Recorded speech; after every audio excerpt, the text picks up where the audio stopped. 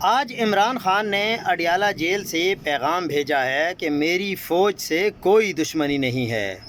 فوج بھی میری ہے، ملک بھی میرا ہے اور عوام بھی میری ہے۔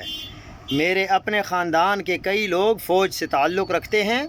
1965 کی جنگ میں ہمارے زبان پارک کے 8 میں سے 7 گھروں سے میرے خاندان کے لوگ فوج میں تھے اور ملک کا دفاع کر رہے تھے۔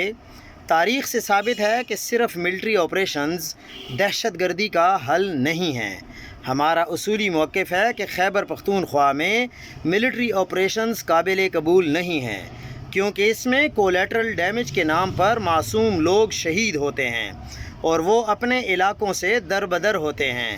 کئی دہائیوں سے بڑے بڑے آپریشن کر کے دہشت گردی ختم کرنے کی کوشش میں ہیں، مگر یہ ناصور ختم نہیں ہو رہا۔ ہر سال بہت سا قیمتی خون بہہ رہا ہے۔